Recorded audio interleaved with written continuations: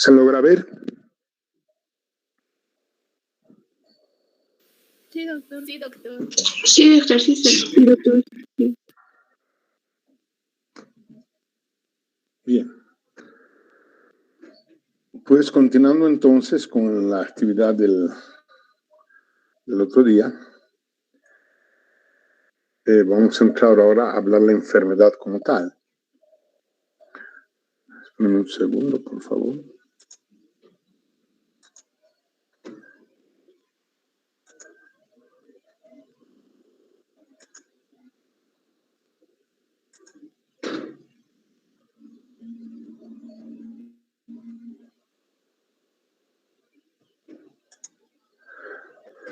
Bien, buenas tardes. Entonces vamos a seguir con el tema de la ascaridiosis como tal, habiendo visto la clase pasada el tema del ciclo evolutivo, etcétera, etcétera. Muy bien. Entonces, para recordar nada más en el ciclo evolutivo que habíamos trabajado el otro día, que hay dos grandes niveles en los que vamos a encontrar la enfermedad como tal. Una que está en este círculo rojo, que es el nivel del pulmón, y la segunda que está a nivel del intestino delgado. En el caso del pulmón, la migración de los estadios larvarios, y en el caso del intestino delgado, por la formación de los parásitos adultos como tal. Sin embargo, en grandes infecciones también se puede encontrar alguna manifestación clínica durante el paso de las larvas por la mucosa intestinal, siempre y cuando exista una infección severa e importante, lo que pueda generar un cuadro clínico.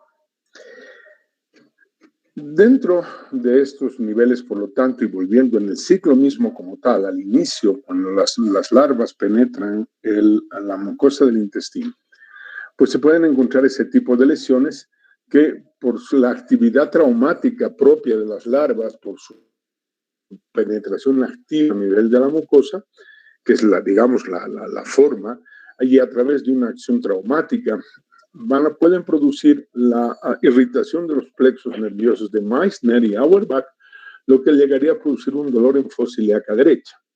Y produce un dolor en fosa ilíaca derecha porque normalmente estas larvas van a migrar, como comentábamos en la pasada clase, a lo largo del intestino delgado para alimentarse, crecer y desarrollar, para que tengan la capacidad de penetrar la mucosa intestinal. Una vez, recuerden ustedes que atraviesan la mucosa intestinal, ingresa a la corriente sanguínea para llegar pues hasta a nivel pulmonar, ¿no? Y es aquí donde se va a producir de las más importantes acciones patógenas y que muchas veces el médico puede confundir con un cuadro de otra etiología.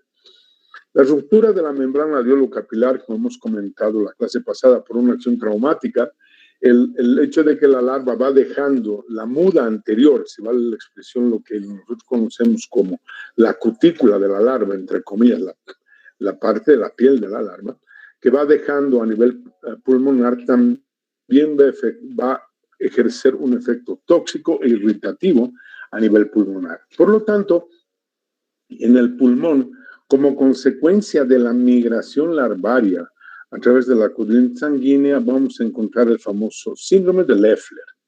Este síndrome de Leffler, ¿no es cierto?, se va a caracterizar por lo que ustedes ven, una tos. La tos como un mecanismo reflejo por la presencia de la larva, por un lado, y por la reacción del epitelio ciliado del árbol respiratorio, que intenta eliminar a este durante su migración. El propio parásito, habíamos comentado, y también tiene un movimiento propio. La fiebre, que también es producto tanto de la migración de la larva por la corriente sanguínea, la cutícula que deja a nivel pulmonar y la propia presencia de la larva de estadio 4, que va a estimular la formación de lo que conocemos como interleucina 1, que es responsable de incrementar la temperatura corporal, por lo tanto el paciente tendrá fiebre. La eosinofilia, que tiene como origen cabalmente la presencia de la larva a nivel de la circulación sanguínea principalmente, ya que los antígenos de ella van a estimular el sistema inmune y por lo tanto va a haber una producción de la inmunoglobulina E que que se apareja por la respuesta inflamatoria a la producción de mayor número de eosinófilos. Y además, pues a nivel pulmonar ya cuando la larva se está desarrollando, pues hay toda una reacción inflamatoria en ese lugar, que una radiografía de tórax vamos a observar con unas manchas algodonosas dispersas normalmente en ambos campos pulmonares, ¿no? Estos 4 componentes se denominan el síndrome de Leffler. 2 de ellos de carácter clínico, la tos y la fiebre como manifestación clínica, uno laboratorial, la eosinofilia, y el otro a través de pruebas de gabinete como una radiografía de tórax. O sea, el síndrome de Leffler en realidad es la suma de aspectos clínicos, laboratoriales y radiológicos. Esta lesión suele llamarse una neumonitis eosinofílica, y significa inflamación del pulmón y a consecuencia de la presencia de los eosinófilos en la circulación. A nivel intestinal, pues ya habíamos comentado el otro día, tiene algunos componentes que los vamos a desagregar ahora. Y esa desagregación de la presencia de los adultos en el intestino delgado nos da como resultado, en función siempre de la cantidad. Recuerden que con una carga parasitaria baja, pues no encontraríamos grandes síntomas a nivel intestinal, pero en casos de infecciones continuas, pues podríamos nosotros sin duda alguna encontrar varios elementos que van a condicionar el cuadro clínico intestinal, que la mayoría de las veces también puede ser, digamos, no específico para el caso de este parásito. Y eso se debe a que el parásito pues está en constante movimiento. Yo les comentaba el otro día que el parásito, al no estar adherido a la mucosa intestinal, pues si no está en movimiento contra el peristaltismo, pues sería eliminado fácilmente y se acabaría la enfermedad como tal. Por lo tanto, él tiene que estar reptando permanentemente a contracorriente, eliminando toxinas. Esta actividad, que es de tipo traumático, es una acción traumática, va a irritar la mucosa intestinal por el frote. Las toxinas también, por una acción tóxica, van a irritar la mucosa intestinal. La presencia del parásito cuando está en gran cantidad, eso sí, solo cuando está en gran cantidad, va a acelerar el recambio del epitelio. Ustedes habrán estudiado en histología que tenemos 3 capas a nivel del epitelio para el recambio de los enterocitos, y consecuentemente, si hay muchos parásitos, ese recambio va a acelerar. Por lo tanto, el recambio epitelial va a condicionar la presencia de enterocitos muy inmaduros todavía, que no han desarrollado suficientes microvellosidades para generar la absorción de nutrientes. Por otro lado, la presencia del parásito también produce un acortamiento de las microvellosidades, lo que va a alterar la absorción de nutrientes por parte del paciente enfermo, y además de los alimentos que consume proteínas, carbohidratos, lípidos, agua, minerales, etcétera. Va a consumir estas 3 vitaminas, la A, la C y la B12, que pues va a ser importante de considerar a la hora de encontrar en grandes infecciones otras manifestaciones clínicas. En palabras muy sencillas, el parásito está en competencia biológica con el hospedero, objeto de tener el alimento suficiente, siempre y cuando, reitero, el número de Ascaris sea elevado. En casos de una infección leve, que no sea mayor a 10 parásitos, este conjunto de acciones patógenas o resultado de las acciones patógenas van a existir, pero en una intensidad bastante menor. Eso quiere decir que el paciente, por lo tanto, va a tener una disminución del apetito, lo que llamamos hiporexia. Tiene como explicación la secreción de sustancias tóxicas que, absorbidas por el intestino delgado, van a llegar hasta el sistema nervioso central y van a producir una disminución del apetito. Pueden haber cuadros diarreicos como consecuencia de la irritación de la mucosa intestinal, y ese incremento del irritismo hace que los alimentos pasen muy rápidamente por el intestino, y por lo tanto, pues eso va a ser consecuencia también de una pérdida de peso. El dolor abdominal está en relación siempre a la irritación de la mucosa intestinal, como hemos comentado, a la presencia de muchos parásitos, a una dificultad de nuestro organismo de poder metabolizar lo que va a significar que habiendo alimentos no digeridos, estos van a fermentar y el paciente va a tener meteorismo, o sea, un aumento del volumen, del tamaño del abdomen y la presencia de muchos gases, ¿no? Cuando hay una pérdida importante de vitaminas, pues resulta que podemos encontrar en los pacientes en las zonas endémicas unas manchas blancas en la piel que se pueden observar con mucha facilidad. Recordemos que la mayoría de nosotros tenemos la piel no blanca, sino tenemos que tener una piel un poco más oscura. Y en los niños que tienen el parásito se pueden observar unas zonas despigmentarias que se ven muy fácilmente en la cara, ¿de acuerdo? De un color mucho más claro que el resto de la piel. Esa despigmentación de la piel tiene que ver con la pérdida de nutrientes. En grandes infecciones crónicas y en niños en los cuales hemos encontrado que la ascaridiosis la llevan durante años, la pérdida de esos nutrientes y de la vitamina B12 va a ser responsable de que pueda existir un síndrome anémico. Y no olviden, como vamos a ir comentando también hoy en las clases siguientes, que difícilmente una persona en un lugar tropical va a tener un solo parásito. Normalmente vamos a encontrar que él tiene por lo menos 2 o 3 especies distintas que, siendo patógenas, pueden agravar la condición nutricional.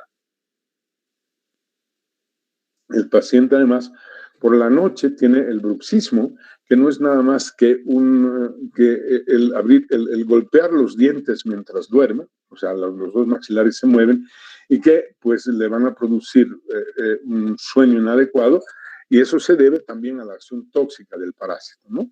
Y finalmente, reacciones urticariformes, tipo alergias, que suceden en diversas partes del cuerpo y que en algunos pacientes puede llegar inclusive hasta crisis de asma. No se olviden lo que siempre hemos comentado, que ante todo paciente que tenga reacciones alérgicas, es importante la realización o la investigación de una posible enteroparasitosis. Como consecuencia de esta enfermedad, entonces vamos a encontrar todo lo que estamos viendo, ustedes están leyendo ahí, ¿no?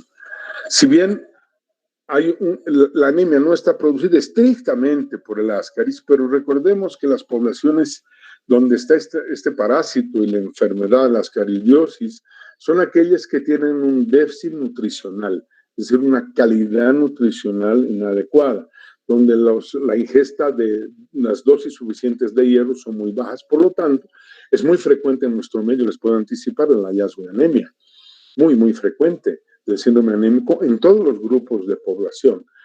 Vamos a tener un déficit de vitamina A. Obviamente, si este niño desde muy pequeñito ha sufrido la presencia de Ascaris, va a tener un retardo en el crecimiento. Es muy frecuente en las escuelitas rurales, por ejemplo, encontrar niños, como siempre comentamos, muy pequeñitos y de baja talla. Obviamente son pacientes desnutridos y en algunos casos encontraremos la obstrucción intestinal cuando los Ascaris hacen un ovillo, generando una acción mecánica obstructiva. Eso no es frecuente de ver en nuestro medio, no es algo que vemos permanentemente. Pero la consecuencia de esta enfermedad también va a estar en la madre. En la madre, en la mujer gestante en realidad, porque ella tiene una anemia fisiológica del embarazo. El hecho de tener al producto del embarazo en el útero significa para ella también hacer una anemia. Por ello es que todos los programas de control prenatal siempre dan a las mujeres gestantes hierro y ácido fólico. En este caso, si ella está enferma, pues, y tiene ascaridiosis además, con una mala nutrición y no hace un control prenatal, por lo tanto, el producto nacerá con un bajo peso y eso tendrá una consecuencia futura en el desarrollo del individuo, ¿no? La ascaridiosis también se puede complicar, que serían, digamos, no son tan frecuentes como la anterior diapositiva.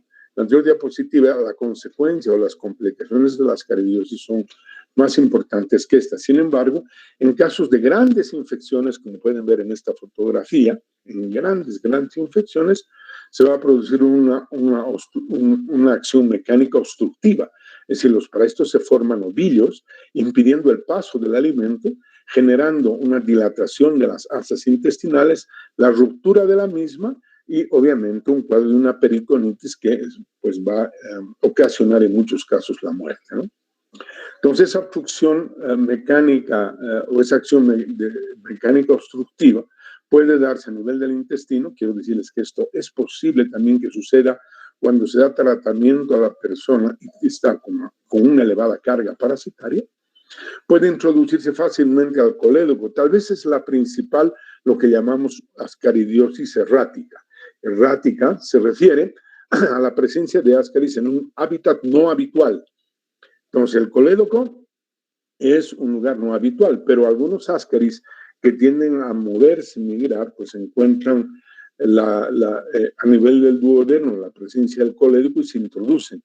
Y es frecuente, o relativamente frecuente, principalmente en personas adultas, encontrar la obstrucción del colédoco que genera un síndrome, una ictericia, como algo así que hemos comentado en el caso de fasciola, y que se debe a la obstrucción por el parásito. Ocasionalmente también se puede introducir en el conducto de Wirsung, que es el conducto que emerge que va del páncreas hacia el colédoco. Obviamente es menos frecuente porque el diámetro del conducto de Wirsung es mucho menor que el del colédoco. También el parásito en su migración se puede enclavar a nivel del apéndice y generar cuadros de apendicitis. Con mucha menor frecuencia encontraremos la migración a través de heridas o de hernias o de divertículos que existen en pacientes que tienen alguna cirugía de intestino, que por lo tanto pues rompen el lugar de la sutura y pueden salir por la piel. Pero eso es muy raro. También la eliminación por vía digestiva en realidad no es una ascarius errática, sino que simplemente individuos que tienen vómitos, de acuerdo, pues el parásito muchas veces es expulsado por la nariz y por la boca, o mejor dicho, sale por la nariz y por la boca, no es infrecuente. Esta eliminación por vía digestivo-respiratoria también se debe en algunos pacientes cuando tienen alteraciones importantes de la temperatura corporal, sea con fiebres muy intensas o con hipotermia severa, de acuerdo, que van a producir que el parásito pues tenga mayor excitabilidad muscular y pueda salir por la boca o por la nariz. Esto es más frecuente en niños que en adultos. El diagnóstico de esta enfermedad se va a realizar en función de las etapas que corresponden, ¿no? En la fase hemotisular, es decir, desde que ingresa el parásito a través del intestino, de la mucosa intestinal, hasta que concluye pasando el pulmón y llegando al intestino delgado, donde no se han formado todavía los adultos, el médico general, viviendo en una zona endémica o con pacientes que provienen de zona endémica, nos debe solicitar un hemograma. El hemograma para verificar la presencia de la eosinofilia. Ocasionalmente un examen de esputo, porque el paciente al toser puede eliminar las larvas de tipo L4, que pues no es una norma en realidad en nuestra práctica médica pedir un examen de esputo, pero sí la radiografía de todas las que hemos mostrado anteriormente y que son los dos análisis que nos interesan en esa etapa de migración larvaria. Porque ya en la fase intestinal, que normalmente es la fase crónica de la enfermedad, cuando ya se han formado los adultos, machos y hembras en su hábitat, por lo tanto la hembra al estar fecunda va a comenzar la eliminación de huevos. Por eso nos interesa realizar un examen coproparasitológico y en lo posible una prueba de CAP-CATS.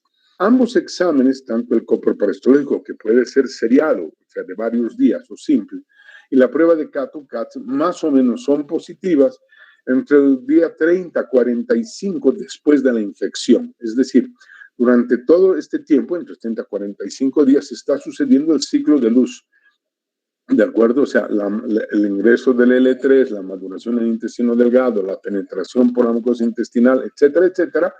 Y una vez que llegan al intestino, también las larvas tienen que desarrollar, tienen que crecer para formar adultos. Los adultos tienen que madurar todavía y recién, una vez que están maduros, pues recién podrá la hembra quedar fecunda y eliminar los huevos, ¿no? El coproparasitológico, saben ustedes bien que es una técnica cualitativa, y la técnica de CAT-OCAT es muy importante cuando sospechamos de grandes infecciones con una elevada carga parasitaria, porque nos interesa hacer un recuento a través del CAT-OCAT, que seguramente en la parte práctica llevaremos para ver cómo se aplica el CAT-OCAT y cómo podemos saber, en este caso sí, aproximadamente cuántos parásitos tiene el individuo.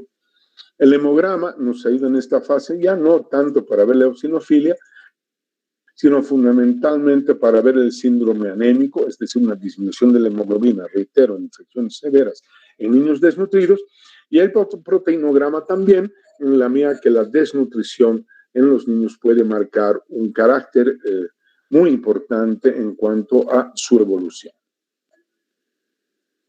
El tratamiento de esta patología, pues nada más vamos a mencionar algunos aspectos centrales. Tenemos todo este conjunto de medicamentos para poder eliminar el Ascaris lumbricoides. El palmato de pirantel debe ser fundamentalmente utilizado en mujeres embarazadas, ¿de acuerdo? Mientras los otros dos se pueden utilizar desde los niños más pequeños, pasando 1 o 2 años de edad, normalmente después del segundo año, y durante toda la vida. No solamente debemos dar el tratamiento, sino debemos mejorar las condiciones del paciente, lo que significa una dieta muy rica en proteínas, con una serie de suplementos, ¿de acuerdo?, que permitan mejorar las condiciones de vida del individuo, porque recuerden que es muy probable que él tuviera un síndrome anémico y por lo tanto necesitamos corregir a través de una dieta y un aporte de nutrientes. Finalmente, el tratamiento requiere y exige de nosotros tener una certeza de que el paciente esté curado. Le haremos unos exámenes coproparasitológicos que ojalá sean negativos, ¿de acuerdo? Y obviamente esto se tendrá que realizar entre 30 a 45 días después del tratamiento, porque obviamente el medicamento tiene muy poca acción sobre las formas larvarias que se encuentran en el pulmón, por ejemplo, no tiene tanto efecto, y lo que nos interesa es, por lo tanto, comprobar a través de la presencia de los adultos en el intestino, cuando a nivel pulmonar no existe mayores manifestaciones clínicas, que no voy a entrar en el detalle de lo que es una neumonitis y todos los aspectos clínicos que aprenderán en curso superior, y además que el paciente, normalmente niño, esté incrementando el peso y la talla, ¿no? Estos criterios nos ayudan a concluir de que el tratamiento ha sido exitoso. En la epidemiología de esta enfermedad debemos considerar algunos aspectos centrales, ¿no? Primero, la edad, es decir, es una enfermedad muy frecuente en menores de 15 años.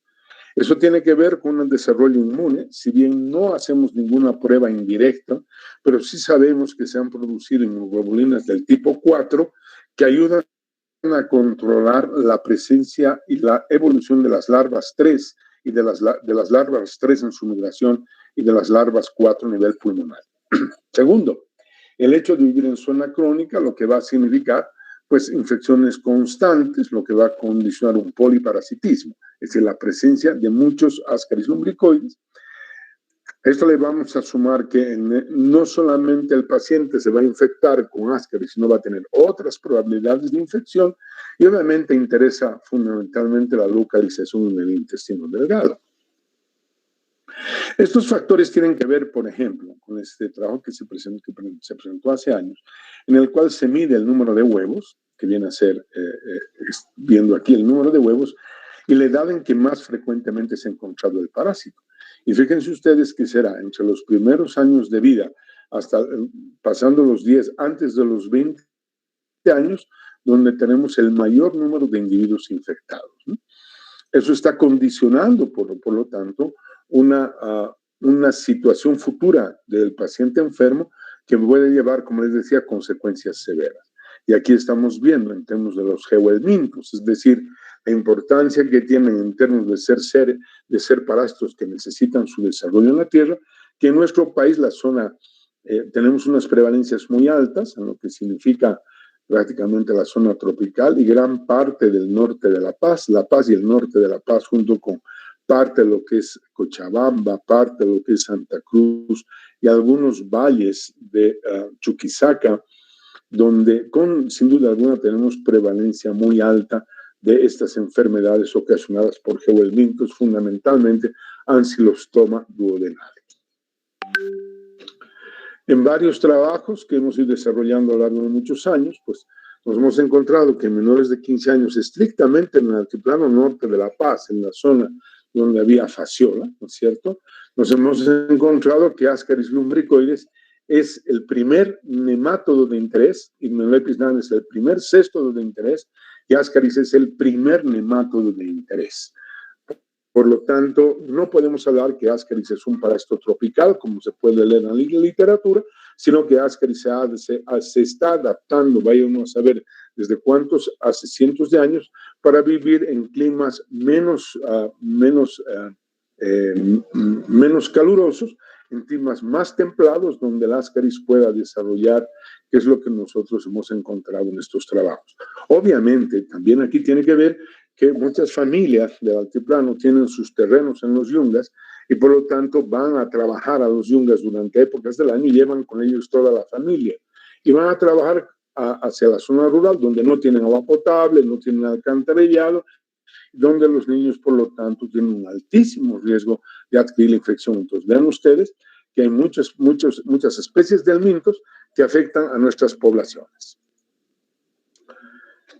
Si el circuito que nosotros estamos entendiendo tiene que ver fundamentalmente con la eliminación contaminada, para que en el suelo los parásitos puedan evolucionar para poder infectar nuevamente a otra persona, pues tenemos que, por lo tanto, reconocer al margen de estos valores que ven que existen muchos factores de riesgo, y de entre ellos es el fecalismo, el principal, es decir, el hecho de que en estas zonas endémicas, pues la ausencia de letrinas, la ausencia de alcantarillado, la ausencia de educación en la población hace que el fecalismo humano sea una práctica cotidiana, lo que va a condicionar que existan amplias zonas, amplios lugares dentro de las propias comunidades y poblaciones que están contaminadas con partículas de materia fecal que llevan al parásito, ¿no? Entonces, el uso de las letrinas inadecuado, el no tener las condiciones como agua y alcantarillado, el hecho de que existen muchos basurales, los basurales van a condicionar siempre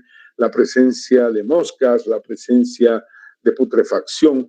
Los basurales van a, además, de alguna manera, si vale la expresión, dar lugar a que exista fecalismo. La gente va a defecar los basurales con mucha frecuencia. Que los servicios de salud no terminamos de comprender la importancia de estas infecciones. Cuando hay el cuadro pulmonar, hemos visto que muchos niños reciben antibióticos tras antibióticos y continúa el problema, cuando en realidad son las larvas que están atravesando a nivel pulmonar y el antibiótico no le va a realizar absolutamente nada. La desparasitación que se hace en nuestro país es muy ocasional y de algunos individuos muy voluntarios para hacer aquello. Recuerdo un grupo musical que llegaba de Europa, se venía con muchos medicamentos, iba al campo, daba el tratamiento a todos los niños que podían, pero eso lo hacían una vez cada 2 años o más, por lo tanto el efecto no era adecuado. Y que en las escuelas todavía los programas educativos no son de los mejores, ¿no? En términos de lo que significa el cuidado y la preservación de salud. Entonces, fíjense que hay muchos factores propios de la población, propios de nosotros, el personal de salud, y propios de políticas del Estado, que hacen que estas infecciones sean tan severas y tan importantes.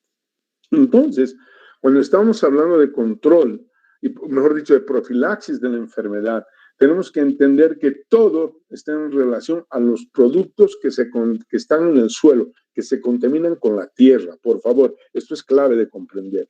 No es cualquier alimento ni cualquier producto. Son aquellos que están en el suelo porque los parásitos van a desarrollar en el suelo. Por lo tanto, ¿qué es lo fundamental? El lavado de manos antes de comer, el lavado de todos los alimentos que consumimos crudos, ¿de acuerdo? O sea, un manejo de los alimentos muy riguroso, porque en estos tomates, en estas lechugas, te pueden estar, si está mal lavado, están los huevos de Ascaris y va a contaminar las manos, inclusive de los que prepara, y que serían las labores fundamentales de profilaxis, ¿no? Mientras que para el control, un elemento central y clave es la dotación de letrinas, lo que llamamos la letrinización, de tal manera que las poblaciones puedan acceder a estos baños ¿de acuerdo? Que están conectados a pozos sépticos para disminuir el fecalismo en la zona. Entonces, epidemiológicamente, las consecuencias de esta situación va a llevar a un trastorno del desarrollo muy severo en las poblaciones afectadas. Esto se ha estudiado en muchos países de Centroamérica, donde esta enfermedad tal vez es algo más severa que en la nuestra, y se ha demostrado que por cada infección por parásitos intestinales crónica, es decir, niños que desde el año o 2 años adquieren la infección hasta que ya su sistema inmune desarrolla adecuadamente allá por encima de los 15, 16 años, pierden su coeficiente intelectual baja de una manera importante. Entonces, fíjense, esto va a llevar a que la calidad en términos de lo que significa el futuro de la persona ya se ve afectado, ¿no? Porque ese coeficiente intelectual pues inadecuado va a originar que no tenga la misma capacidad de aprendizaje, de trabajo, etcétera, etcétera, que necesariamente el niño tiene que tener ya desde ahora en función de su futuro. Por lo tanto, fíjense que se ha medido que hay una pérdida productiva hasta de un 40% en las personas que están infectadas de manera permanente, ¿no? Es decir, que en la niñez se han infectado, que han vivido infectados durante la niñez, y consecuencia de ello es que aparece esta situación que ustedes están leyendo. Una pérdida del 40% de la capacidad productiva, tanto mental cuanto física, pues significa que son poblaciones condenadas a la pobreza, y eso es lo que en realidad no sucede. Por lo tanto, la Organización Mundial de la Salud ha hecho una propuesta hace varios años que en inglés es WASH IT, ¿no? Y que no es nada más que las primeras vocales o las primeras consonantes o vocales de estos 4 pilares que son básicos para controlar esta y otras infecciones, tanto bacterianas cuanto parasitarias, que significan el acceso al agua, ¿de acuerdo? A agua potable, obviamente. El saneamiento ambiental, a través de la letrinización, la educación en la población sobre el significado en particular de estas enfermedades y la desparasitación, ¿no? Entonces, viene de WADER, viene de SH, significa la eliminación de la materia fecal adecuadamente, la E de educación y la D de desparasitación. Por eso es que este acróstico significan estos 4 componentes en lo que significa el control de esta enfermedad. Ahora bien, cuando hablamos de desparasitación, tenemos que entender que no puede ser un aspecto que se realiza ocasionalmente. La desparasitación tiene que ser frecuente. Se recomienda que se haga 2 veces al año, mínimo por 3 años, es decir, cada 6 meses, ir desparasitando a toda la población. ¿Por qué? Porque muchos de los individuos no tienen síntomas y por lo tanto llevan el Ascaris en su interior. Si nosotros logramos que estas personas eliminen los parásitos, obviamente, pues la contaminación externa se puede dar por la presencia de huevos, pero en la medida que eliminemos de mucho los parásitos, va a haber menor concentración de huevos en el medio externo. Entonces, a eso se llama una desparasitación masiva, que es a toda la población de una determinada zona, o preventiva focalizada, ¿no es cierto? O sea, por ejemplo, vamos a ir a desparasitar a todos los niños menores que están en primaria, por poner un ejemplo. Entonces, eso es muy concreto, ¿no? O vamos a simplemente desparasitar selectivamente solo a los que están infectados o a los que sospechamos infección. En cambio, en las otras 2 damos de una manera abierta a todos porque suponemos, en base a investigaciones previas, ¿no es cierto?, que gran parte de la población está infectada. Entonces, la desparasitación tiene ese objetivo, que es una política en muchos países de Latinoamérica y del mundo, y muchos países han logrado controlar esta enfermedad utilizando la desparasitación, la letrinización, y la dotación de agua potable y la educación escolar, como seguramente comentaremos en temas posteriores. Eso significa que, pues, mientras vivamos en estas condiciones, con muchos parásitos que actúan de manera similar a los geohelmintos, en poblaciones malnutridas, algunos descalzos, como encontramos nosotros en nuestro medio, poblaciones que no tienen buen saneamiento, con un mal nivel educativo, en condiciones de pobreza y con servicios de salud insuficientes, pues estas poblaciones están destinadas a seguir viviendo bajo esas condiciones. Esto significa que ustedes y nosotros debemos trabajar y mentalizarnos en el sentido de que todo nuestro esfuerzo, ahora como estudiantes y después como médicos, esté centrado fundamentalmente en intentar mejorar las condiciones de vida de las poblaciones, pero ¿cómo?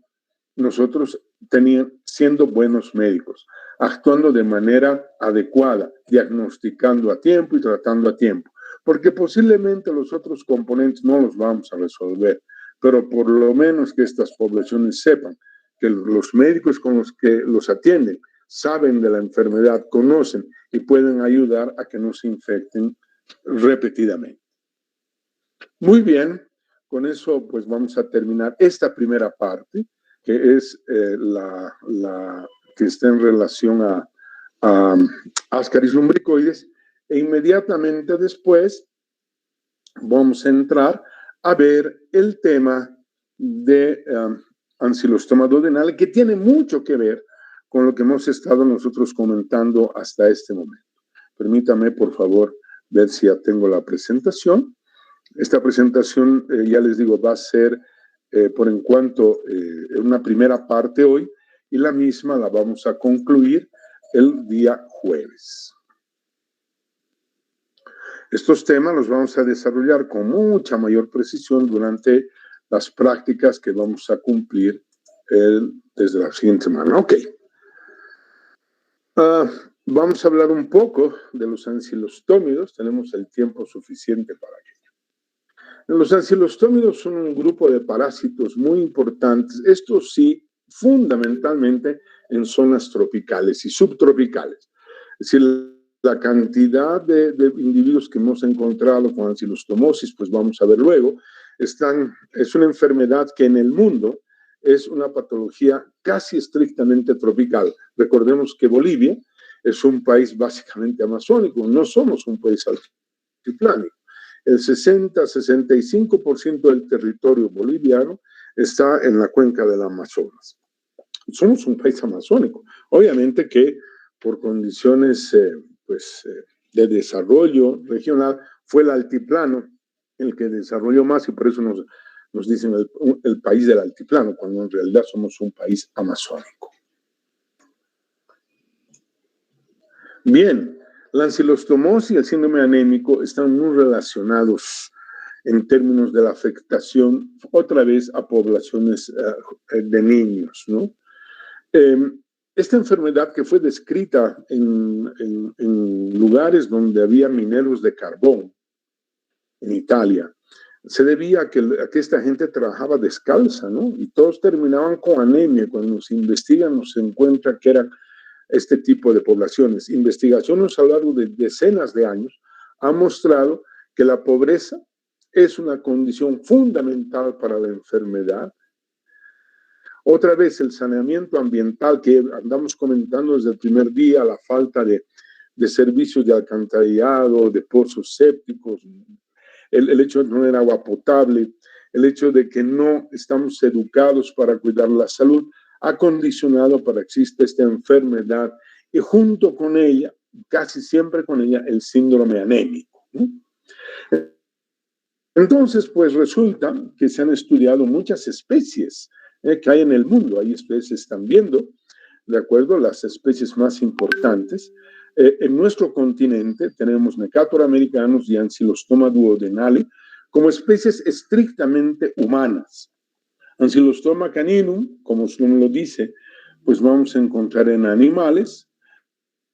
Brasiliense también, fundamentalmente en perros y otro tipo de animalitos, y Ceylanicum también en lo mismo. Lo que nos interesa a nosotros es comprender que son Necator americanus y Ancylostoma duodenale las dos especies de mayor importancia en nuestro medio, y obviamente Necator americanus es tal vez la más importante en nuestra población.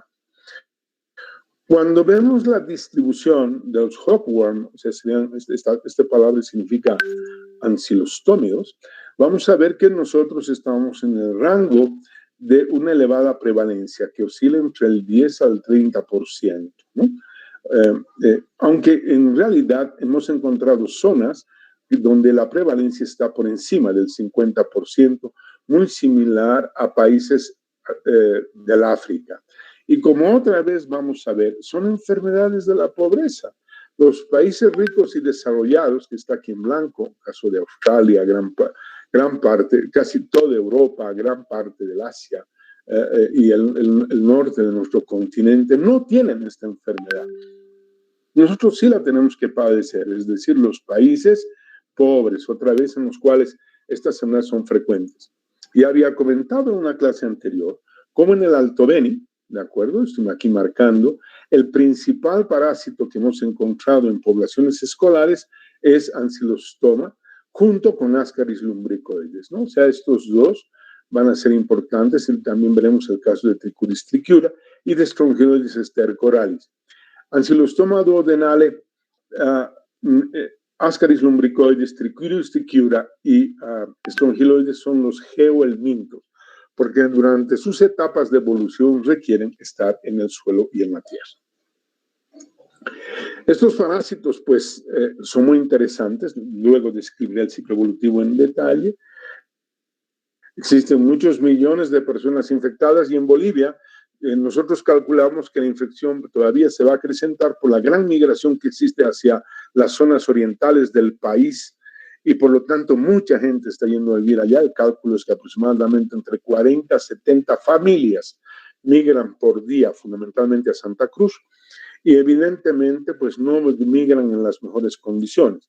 Van a vivir pues en zonas donde no tienen las condiciones de saneamiento ambiental, agua potable, etcétera, no hay alcantarillado, viven en tierra, etcétera, cosas que van a favorecer la presencia de este parásito.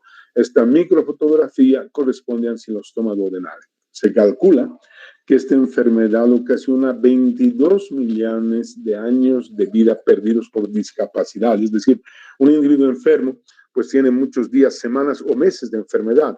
Si sumamos los días o meses de ese individuo y de todos los infectados en el mundo, pues nos damos cuenta cómo la gente pobre es la que va a tener menores posibilidades de desarrollar y evolucionar en el futuro. Les hablaba que Ancylostoma duodenale y Necator son las dos especies más importantes, ¿no? Tienen algunos aspectos similares y algunos diferenciables. Por ejemplo, ¿qué es común a ambos? Los huevos. Y estos son los huevos de ambas especies. Son unos huevos que llevan unos blastómeros en su interior, miden entre 40 y 60 micrómetros, 40 por 60 micrómetros. Esto podemos ver al microscopio que inclusive ya se está formando la mórula, pueden aparecer con 8 estructuras genéticas que van a evolucionar hacia las formas larvarias.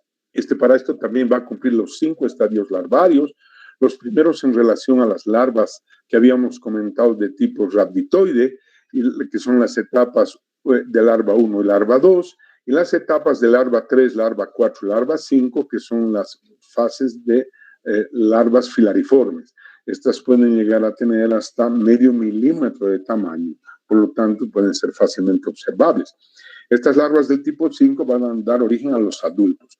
Los adultos, que en ambos casos son pequeños, de menos de 2 centímetros, por lo tanto, esto ya nos da un primer parámetro, que el individuo puede estar altamente infectado por estos parásitos y tienen algunas características muy notables que nos ayudan en su diferenciación cuando tenemos la oportunidad de encontrar a los adultos, sean machos o sean hembras. En el caso de Ancylostoma duodenale, la presencia de 3 pares de dientes, 2 anteriores y 1 posterior, ¿de acuerdo?, que le va a permitir poder morder la mucosa intestinal y además a través de enzimas que tiene secretar sustancias que le permitan evitar la formación de coágulos para alimentarse de sangre. Y en el caso del Necator americano, la presencia de 2 placas cortantes que de igual manera van a enclavarse en la mucosa intestinal, secretarán sustancias anticoagulantes y otras más que vamos a ver después, que le van a permitir a ambos alimentarse estrictamente de sangre. Son parásitos, por lo tanto, ya tenemos un concepto diferente a Ascaris. Estos sí expolian sangre de manera directa porque viven enclavados en la mucosa intestinal. Los machos en su fase de adultos se pueden diferenciar cuando se observa la bolsa copulatriz, ¿no? Que en el caso del ancilostoma duodenale forma una especie de campana y en el caso del Necator americano son en campana cerrada. Esto no vemos frecuentemente porque es difícil tener a los parásitos adultos digamos, para poder ver como el caso del Ascaris, porque obviamente el Ascaris es fácilmente visible. Lo que en la práctica médica nos van a diagnosticar cuando pedimos exámenes de laboratorio es la presencia de huevos de ancilostómidos. Como ambos son similares, y recuerden el caso de Tenia, cuando se veían los huevos de Tenia hablábamos de Tenia SP, porque los huevos de Tenia no sabemos si corresponden a saginata o a solium. Lo mismo sucede en este caso. Si bien en Necator americanos es muy importante en nuestro medio, no podemos descartar la presencia de ancilostoma duodenale también. Y por lo tanto, el laboratorio, cuando nos hacen un estudio coproparasitológico, nos dirá que han encontrado huevos de ancilostomideo, que viene porque ambos pertenecen a la familia Ancylomostidea, o nos puede decir huevos de ancilostomas. Antes se conocía esto con el nombre de uncinarias. Ese nombre ya se ha descartado hace muchos años del lenguaje médico. Entonces, en conclusión, otra vez, los huevos van a formar larvas y las larvas van a formar los adultos, los cuales van a eliminar huevos. Aproximadamente, en el caso de ancilostoma duodenale, la hembra elimina 25,000 huevos al día, y en el caso de Necator americanus, 9,000 huevos cada día. El tiempo de vida de estos parásitos es relativamente corto dentro de nuestro organismo, como suele ser con todas las especies. El ciclo biológico, y si ustedes recuerdan una imagen que les colocaba hace poco, es absolutamente similar al ciclo de Ascaris lumbricoides en algunos aspectos y en otros no. Entonces, cuando un paciente elimina huevos, en temperaturas ideales que están entre los 23 a 33 grados centígrados, una humedad que debe ser superior al 80%, la presencia de oxígeno y sombra. ¿Por qué? Porque el individuo obviamente no defeca como aquí en el suelo mismo, sino entre las plantas y los arbustos, va a permitir que, al igual que en el Ascaris lumbricoides, se formen las larvas, pero estas larvas tienen una capacidad. Una vez que se forma la larva 1, la larva 1 va a salir del huevo y va a caer al suelo. Es decir, por lo tanto, el único huevo larvado es el tipo L1. Ya desde la fase L2 y L3 existen larvas que están en el suelo. Estas larvas del tipo 1, L1, van a eclosionar, es decir, van a salir del huevo aproximadamente entre 36 a 48 horas de estar en el suelo. Y además, fíjense que tiene una delgadísima membrana, por lo tanto, se forma la larva, rompe esta membrana y es en el suelo, liberando esa forma larvaria que va a pasar a la forma infectante L2 y después a la L3. La L3 es, por lo tanto, la forma infectante, como sucede en estos parásitos. Este L3 tiene una virtud que mantiene la cutícula del L2 y del L3, es decir, tiene como una doble piel, se vale la expresión, por eso se la llama L3 envainada. Entonces, esta tiene muy buen movimiento, o sea, se mueve mucho en el suelo como una pequeña víbora, y por lo tanto se va a dispersar en un área, ¿no? O sea, no se va a quedar en un solo lugar, sino se llama área de dispersión larvaria. O sea, las larvas van a dispersarse porque tienen capacidad de movimiento. Obviamente, esta larva 3, para que se dé este fenómeno, tiene que haber un geotropismo positivo, por lo menos de la L1 a la L2. ¿Qué significa eso? Que se pueden introducir en el suelo donde hay mayor humedad y nutrientes. ¿De acuerdo? Y son muy exigentes de humedad, por eso es una patología estrictamente de las zonas muy calientes tropicales. Entonces, por eso se llama geotropismo positivo e hidrotropismo positivo. Esa larva L3, que es fundamental para que pueda evolucionar, pues va a terminar su desarrollo y evolución más o menos entre 7 a 10 días. En esos 7 a 10 días tienen alta capacidad de moverse, y pueden mantenerse en un suelo ideal hasta por 6 meses. Estas larvas L3 son muy sensibles a la congelación, a la desecación y a la radiación ultravioleta directa. Por lo tanto, siempre van a estar en medio de los pastos, en medio de estas zonas donde hay, digamos, una riqueza de nutrientes, además, que le permita poder existir. Esta larva estas larvas, tanto para Ancylostoma cuanto para Necato, una vez que entran en contacto con la piel humana, o sea, ya son geótropas negativas, la piel humana tiene una temperatura y eso les atrae. Por eso se habla de un termotropismo positivo, termo es temperatura, y tigmo es el contacto con una estructura relativamente blanda, se vale la expresión, o laxa, como es la piel de nuestro cuerpo. Y por lo tanto, por estos tropismos, ¿de acuerdo? Y además por la presencia de secreciones en base a enzimas, pues la larva va a penetrar por la piel, o sea, tiene una vía de ingreso cutánea o transcutánea. Una vez adheridas a la piel, principalmente en los espacios interdigitales, los mealolos, el dorso del pie, las manos, los glúteos, es decir, cualquier zona que esté en contacto con el suelo, secretan enzimas que son mucopolisacaridasas y proteasas, digieren el cemento intercelular y penetran por los folículos pilosos o los tejidos glandulares, de acuerdo, hasta la hipodermis. Pasan el tejido celular subcutáneo y van a penetrar hacia la corriente sanguínea. Aquí hay un error, por favor, esto vamos a borrar, aquí he cometido un error que lo vamos a eliminar. Entonces ingresa por la piel, ¿de acuerdo? Y de la piel, pues, entrando en tejido celular subcutáneo, nuevamente toma una vénula y de las vénulas ingresa a la circulación sanguínea, ¿no? Y lo mismo que el ascaris, una vez que está en la circulación sanguínea, va a llegar al pulmón, donde forma la L4, va a ascender por la vía respiratoria, se va a deglutir, va a volver hacia el intestino delgado, donde se van a formar los machos y hembras de este parásito, de tal manera que pues van a evolucionar, desarrollar, la hembra va a quedar fecunda y va a volver a eliminar los huevos para cerrar este ciclo.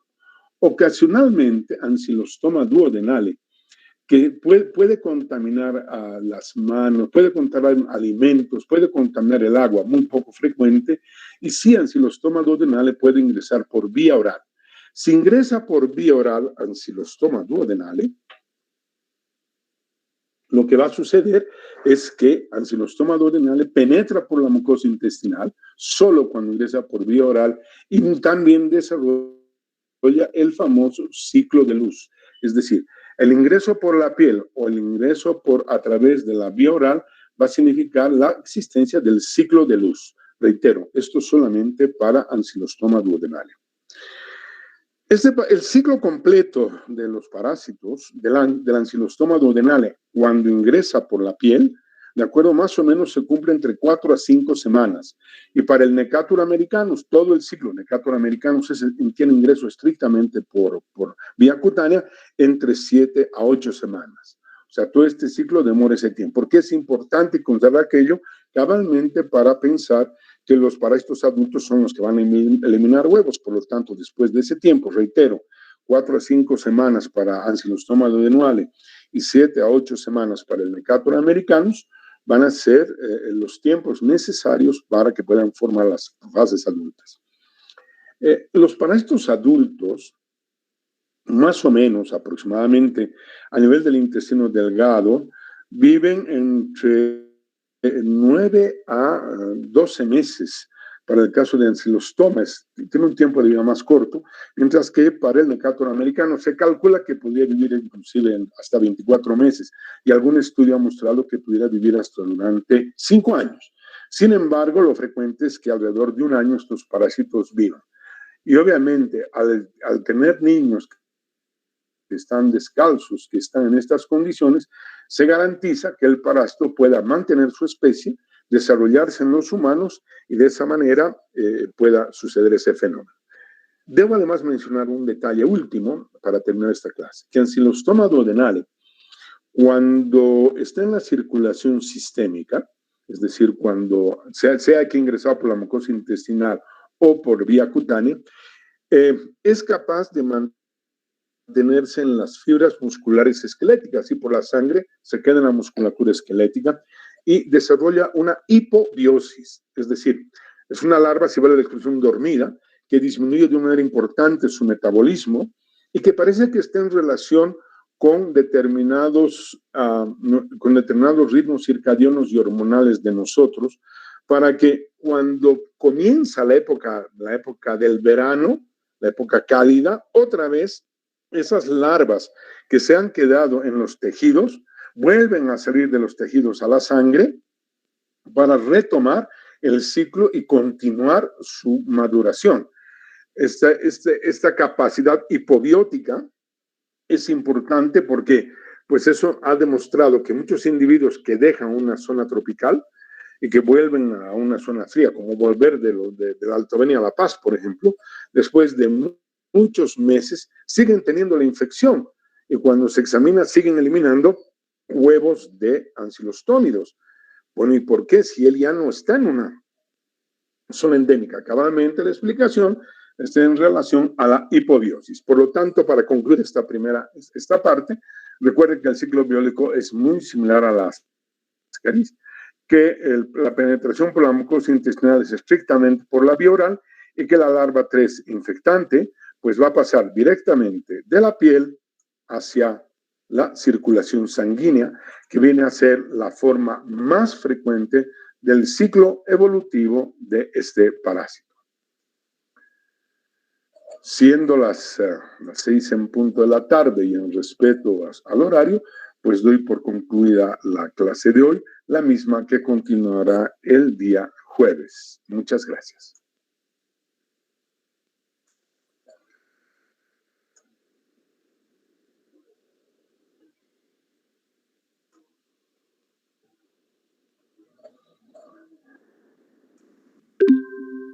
Y hasta luego a todos. Hasta luego, doctor.